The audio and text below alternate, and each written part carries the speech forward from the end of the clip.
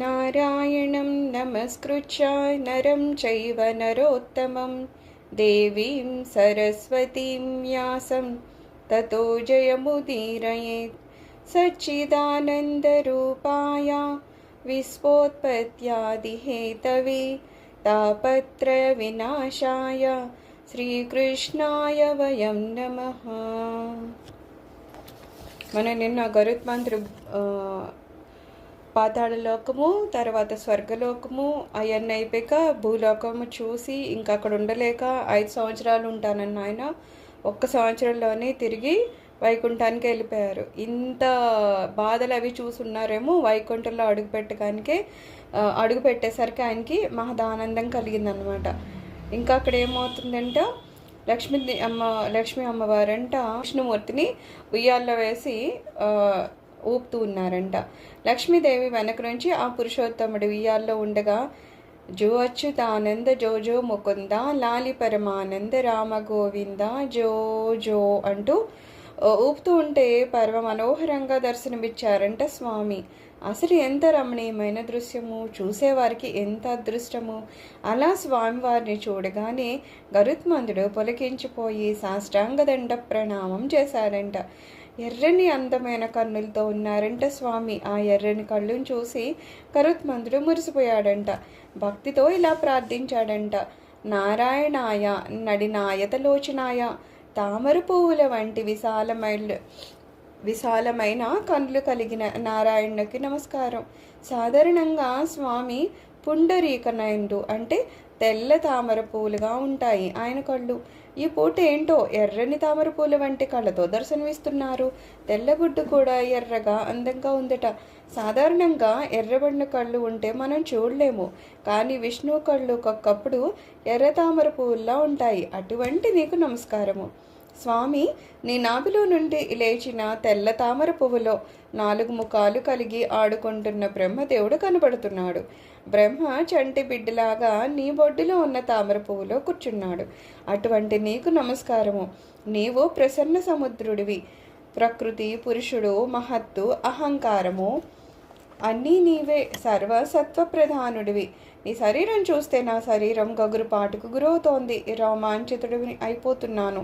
వైకుంఠంలో రోమాంచం ఉండదు, కానీ నిన్ను చూస్తే రోమాంచం అవుతోంది అని స్తుతిస్తూ పరివిధాల నమస్కరించి పూజించాడంట. ఈయన వెళ్ళేసరికి అక్కడ ఉయ్యల్లో ఊగుతున్నారు కదా, ఆ స్వామిని చూడగానే గరుత్మంతుడికి మహదానందం కలిగి నమస్కారం చేసి ఇలా ఆ స్వామిని పొగుడుతూ ఉన్నారనమాట. తర్వాత గరుత్మంతుడు చెప్పిన విశేషాలు ఏంటట, తీర్థయాత్రలో తను చూసిన విశేషాలు నారాయణకి చెప్పుకుంటూ వచ్చారంట. ప్రభు, నీ దయ వలన నాకు సెలవు దొరికింది కనుక నీవు సెలవు ఇవ్వడం వలన యాత్రకి వెళ్ళాను. నేను స్వర్గం చూశాను, పాతాళం చూశాను. నచ్చినా నచ్చకపోయినా, వైకుంఠం అంత గొప్పగా లేకపోయినా సరే ఇదంతా నీ సృష్టే కదా, అందుకని సృష్టి అంతా చూసి పొలికించాను. అక్కడి నుండి భూలోకానికి వెళ్ళాను. భూలోకంలో స్థావరం జంగమము అన్నీ చూసాం. అంటే కదిలే వాటినేమో జంగమం అంటారు, ఏవైతే కదలకుండా ఉంటాయో మొక్కలు కొండలు వాటినేమో స్థావరాలు అంటాం అన్నమాట. సో అవన్నీ చూశాను. ఒక్క యమలోకం తప్పితే అన్నీ చూసేశాను. ఒక యమలోకానికి వెళ్ళడమే అవ్వలేదు. భూలోకంలో మాత్రం నాకు దుఃఖాలు చాలా ఎక్కువగా కనబడ్డాయి ప్రభు. భూలోకంలో మానవులు రకరకాల జీవులుగా ఉన్నారు. కొంతమంది గుడ్డివారుగా, కొంతమంది గుడ్డివారుగా, కొందరు కదలలేకపోవడం, కొంతమంది ఏమో నడ్డి వెన్నుపూస విరిగిపోయి ఉండడం, కొంతమంది తిండి తినలేక, కొంతమంది ఏమో తిన్నది అరగక, ఇలా చాలా యాతనలు పడుతున్నారు. పరమ పవిత్ర భారతదేశంలో కొంతవరకు పర్వాలేదు, కానీ మిగతా చోట్ల చాలా దుఃఖాలతో ఉన్నారు స్వామి. భారత భూమిలో ఉన్న మానవుల్లో కూడా ఏమొచ్చిందో మార్పు తెలియదు, కానీ ఈ మధ్యన స్వార్థం పెరిగింది. దేవతల్లాగా మంచివాళ్ళు లేకుండా అయిపోయారు. ఏంటి మానవ దుఃఖము? మానవ లోకంలో పుట్టగా చావు తప్పదా? చచ్చిన వాడిని చూసి విలపిస్తున్న జనాన్ని చూశాను, కానీ ఒక్కటి మాత్రం విన్నాను నేను. దేవతలు మానవ లోకం గురించి చాలా వర్ణించారు. అయితే సహజంగా ఏమంటారంటే దేవతలు కూడా భూలోకంలోనే పుట్టాలని అనుకుంటారంట. అదేంటి అంటే భూలోకంలో మాత్రమే ఏదన్నా రసాస్వాదన చేయగలుగుతాం. భాగవతం వినడము, వ్రతాలు, కథలు, పూజలు, పునస్కారాలు ఉంటాయి. దేవతలకు ఉంటాయా? ఉండవు కదా. దేవతలు కేవలము సుఖాలు, ఎవరైతే పుణ్యాలు ఎక్కువ ఉన్నాయో వాళ్ళు సుఖాలు అనుభవించడం కోసము అక్కడ ఉంటారు తప్పితే అక్కడ ఏదో పూజలు పునస్కారాలు ఉపన్యాసాలు లేకపోతే పురాణ పఠనాలు ఇట్లా ఏమి ఉండవు. అందుకని వాళ్ళు కూడా ఎప్పుడు ఏమనుకుంటారంట, అయ్యో భూలోకంలో పుడితే బాగుండు, అక్కడైతే రసాస్వాదన ఉంటుంది. ఎప్పుడు పురాణం చదివితే ఆ భగవంతుని అలంకారం గురించి కానీ ఆయన లీలల గురించి కానీ ఎప్పుడైనా వర్ణనలు వస్తూ ఉంటే అది మనము ఆ రసాన్ని ఆస్వాదిస్తాం అనమాట. మహాపులకాంకితులు అయిపోతాం. ఆనందం వేరు. ఆనందము దేవతలకు కూడా అందదంట. మనకి ఒకసారి ఏం చెప్తారంటే, భాగవతం చెప్పేటప్పుడు దేవతలు కూడా వచ్చి అంటారట, మేము మీకు అమృతాన్ని ఇస్తాము, ఈ రసాన్ని మాకు ఇవ్వండి అని. అంటే అప్పుడు అక్కడ వినేవాళ్ళు అంటారంట, అక్కర్లేదు మాకు మీ అమృతము, మాకు ఈ భాగవతమే అంతకు మించిన అమృతం అని చెప్పేసి. అంటే అంత కంపేర్ చేస్తే కూడా నిజంగా భగవంతుని గురించి వినేటప్పుడు నిజంగా మనము అంతే భక్తి శ్రద్ధలతో విన్నా, నిజంగా దాన్ని ఆస్వాదించగలిగే మనసును కలిగి ఉన్నా సరే అంతకన్నా ఆనందం అమృతంలో కూడా మనకి లభించదన్నమాట. అంత మధురంగా ఉంటాయి ఇవన్నీ. కానీ మనకి సరి అయిన భక్తి శ్రద్ధలు లేవా, సరిగ్గా వినలేదా, మనం దాన్ని ఆస్వాదించలేకపోతూ ఉంటాము. అందుకని ఇక్కడ ఏమేం చెప్తున్నారు, దేవతలు అలా అంటారు కదా, భూలోకంలోనే మళ్ళా వెళ్ళాలనుకుంటున్నాము, భూలోకం చాలా బాగుంటుంది, భూలోకంలో తీర్థక్షేత్రాలు ఇవేంటి నదులు ఉంటాయి, క్షేత్రాలు ఉంటాయి, ఇవన్నీ పరమ పవిత్రమైనవి అని ఇలా ఎప్పుడు వర్ణిస్తూ ఉంటారు కదా. నేను వెళ్ళి చూస్తేనేమో నాకు అలా ఏం కనిపించలేదు సరికదా. అందరూ ఏంటో ఇంకా భారతదేశాన్ని వదిలి మిగిలిన చోట్లయితే ఇంకా చాలా దుఃఖాల్లో ఉన్నారు. భారతదేశంలో కొంతమంది కాస్త బాగానే ఉన్నారు, కానీ కొంతమంది మాత్రం ఎక్కువ తిన్నది అరవకనో, లేకపోతే తిండి లేక బాధపడడమో, లేకపోతే ఏవో రోగాలతో ఉండడమో, లేకపోతే చనిపోవడమో, చనిపోయిన వాళ్ళని చూసి ఏడవడమో, ఎలా చూసినా ఎప్పుడు దుఃఖాలే ఎక్కువ నాకు కనిపించాయి స్వామి, ఏంటి ఇలాగా అని చెప్పేసి ఈయన్ని అడిగారట.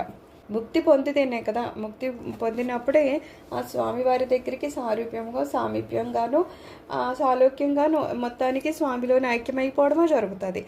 యూజువల్లీ ఎవరైనా అలాంటి ముక్తే కోరుకుంటారు, కానీ ఏదో కొంతకాలం స్వర్గంలో ఉంటే స్వర్గంలో ఉన్న దేవతలు ఏమనుకుంటారట, ఇక్కడ ఏముంది, మహా అయితే మనకి ముసలితనం ఉండదు, చావు పుట్టుకలు ఉండవు, అంతే తప్పితే ఇంకా ఏమన్నా ఉందా అనడానికి ఏమీ లేదు. అదే మనం భారతదేశంలో పుట్టితే కనుక ఏమవుతుందంట, భారతదేశంలో అనేకమైన పుణ్యక్షేత్రాలు ఉన్నాయి కదా, నదులు ఉన్నాయి, వాటిల్లో స్నానం చేసిన, ఆ తీర్థయాత్రని దర్శించిన మహాజగద్గురువులు ఉంటారు అక్కడ, ఆ గురువులని ఒక మాటల్ని మనం శ్రవణం చేసిన, అలాగే ఇక్కడ యజ్ఞయాగాదులు చేయొచ్చు, పూజా పునస్కారాలు చేయొచ్చు. ఇవన్నీ చేయడం వల్ల ఏమవుతుందట, ముక్తికి మార్గం ఏర్పడుతుంది.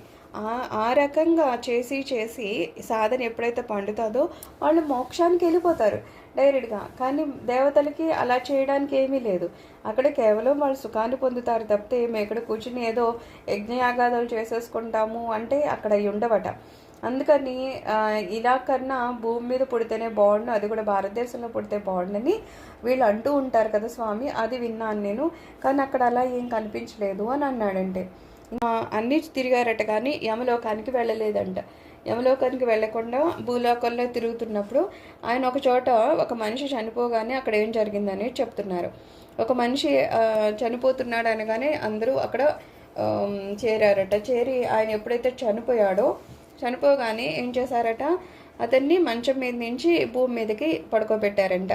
పడుకోబెట్టాక దాని నోట్లో బంగారం, వెండి, ముత్యము, నీలము, పగడము అంటే పంచరత్నాలు అంటాం, ఆ పంచరత్నాలు అతన్ని నోట్లో వేశారంట. అలాగే సప్తధాన్యాలు కూడాను, వ్రీహి, యవలు, గోధుమలు, పెసలు, మినుమలు, కొర్రలు, శనగలు, 7 ధాన్యాలు వేశారంట. ఇవే తప్పితే అలాగని మిగిలిన వేరే ధాన్యాలు వేయచ్చు అంటే వేయకూడదంట, ఈ 7 వేయాలంట. అలాగే కాళ్ళేమో దక్షిణం దిక్కుకు ఉండి తల ఏమో ఉత్తరం కేసి ఉండేలా పడుకోబెట్టారు. దక్షిణం దిక్కుకి యముడు అధిదేవత అనమాట, అందుకని అటువైపుకు ఉండేటట్టు చూస్తారట. ఇప్పుడు కలియుగంలో చాలా తేడాలు వచ్చేసాయి, దక్షిణం కేసు ఉండేలా పెడుతున్నారు, కానీ అది కాదు ధర్మము. ఇప్పుడు ఏమంటున్నారు, ఉత్తరం వైపు పడుకుంటే ఏమవుతుంది, దక్షిణానికి కేసు చూస్తున్నట్టు ఉంటుంది కదా, అది కరెక్ట్ కాదట. తలేమో ఉత్తరానికి పడుకోబెట్టి దక్షిణం చూస్తున్నట్టు ఉండాలట. మనోళ్ళు ఏం చేస్తున్నారు తెలియక దక్షిణానికి పడుకోబెట్టి ఉత్తరానికి వేసి చూస్తున్నట్టు పెడుతున్నారంట. సో అవి చిన్న చిన్న డిఫరెన్స్లు అనమాట. అవి కొంచెం చూసుకోవాలి. అక్కడ అలా తేడా వస్తుంది అన్నారు. శరీరం ఉండగానే దానాలు కూడా చేస్తున్నారంట. ఎలాంటివి షోడశ దానాలంట. అంటే తిలలోని లోహాలు, స్వర్ణము, పత్తి, ఉప్పు, సప్తధాన్యాలు, భూదానము, గోదానము ఇలాగ అన్నీ ఇంకా అక్కడ ప్రేతం ఉండగానే చేస్తున్నారంట. కొంతమంది బంధువులేమో ఆ చనిపోయిన వాడి దగ్గరికి వచ్చి క్షమించమంటున్నారంట. నాన్న నేను ఉన్నంతకాలం నీకు తిండి పెట్టలేకపోయానని ఒక కొడుకు వచ్చి ఏడుస్తున్నాడంట.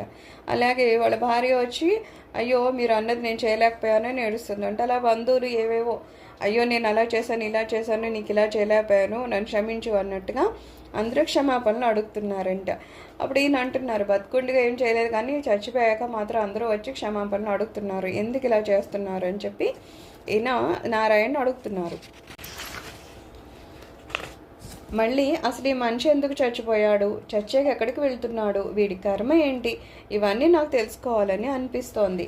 మనిషి చచ్చి చావగానే ఆత్మ ఏమవుతుంది, ఎక్కడికి వెళ్తుంది, ఎలా ప్రయాణం చేస్తుంది, దానికి మళ్ళీ జన్మ ఉంటుందా ఉండదా, దగ్గరికి వస్తారా ఇంకేదైనా లోకానికి వెళ్తారా. తర్వాత మరొక విశేషము, శవాన్ని తగలపెట్టడానికి తీసుకెళ్ళేటప్పుడు శవానికి కొంతమంది నెయ్యి రాశారు. ఆ సమయంలో కొంతమంది ఆహుతులు కూడా ఇచ్చారు. శవాన్ని శ్మశానానికి తీసుకుని వెళ్తూ ఉండగా మళ్ళీ భూమి మీద 2-3 సార్లు పెట్టి ఆపుతున్నారు. దింపుడు కళ్ళెం అంటారట, అలా నేల మీద పెడుతున్నారు. ఇంకా స్త్రీలు తెగ ఏడుస్తున్నారు. కొంతమంది యమసూక్తాలు చదువుతున్నారు. కొంతమంది చచ్చిన వాడి నోట్లో వస్త్రాన్ని తడిపి ఆ నీటిని పోస్తున్నారు. ఆ నీటిని వస్త్రజలము అంటారట. ఆ సమయంలో కొంతమంది సూర్యబింబాన్ని చూశారు. కొందరు రాళ్ళు నేల మీద పెట్టారు. మరి కొంతమంది గరికల్ని పెట్టారు. కొంతమంది నోట్లో వేసుకొని ఆవాలు, గరిక, వేపాకులు నమలడం మొదలుపెట్టారు. ఇలా విచిత్రమైన దృశ్యాలను చూశాను. శవాన్ని తగలబెట్టేదాకా ఒకే వస్త్రం ధరించి ఆ ఒక్క వస్త్రంతోటే లోపల ఉపవస్త్రాలు లేకుండా స్త్రీ పురుషులు స్నానం చేశారు. పిండ ప్రదానాలు చేస్తున్నారు. కొంతమంది 10 రోజుల పాటు రకరకాల కార్యక్రమాలని చేశారు, దానాలు చేశారు. ఇవేంటో నాకు అర్థం కాలేదు. ఇవి కాకుండా కొంతమంది ఏడాది పాటు మాస్కాలు పెడుతున్నారు. ఏడాది గరుత్మంతుడు భూలోకంలో ఉన్నాడు కదా, అందుకని 12 మాసాలకి 12 మాసకాలు పెట్టడం ఆయన చూశారనమాట. మధ్యలో ఊన మాసకాలు పెట్టారు, సంవత్సరికాలు పెట్టారు. ఇక్కడి నుండి తర్వాత దినాలు పెడతారట. ఈ ప్రక్రియ అంతా ఏంటో నాకు అర్థం కాలేదు. ఇంతకీ ఈ విశేషాలు నువ్వు మాత్రమే నాకు చెప్పగలవు. కారణం నేను యమలోకాన్ని చూడలేదు. దానికి సంబంధించినవి ఇదేనేమో అని అనిపిస్తోంది అని లోక శ్రేయస్సు కోసమని గరుత్మంతుడు ఈ ప్రశ్నల్ని నారాయణ్ని అడిగారంట. ఈయన ఇవన్నీ చూశారు కాబట్టి ఈయనకి ఇన్ని డౌట్స్ వచ్చాయన్నమాట. ఎందుకు అలాగా చనిపోయిన వాళ్ళని అలాగ చేస్తున్నారు, మిగిలిన వాళ్ళు అలా చేశారు, దానాలు ఏంటి ఇవన్నీ అని చెప్పేసి ఆయనకి ఎన్ని డౌట్స్ ఉన్నాయి అన్నీ అడిగారట. సర్వం శ్రీ విష్ణు చరణారవింద అర్పణమస్తు. లోక సమస్త సుఖినో భవంతు.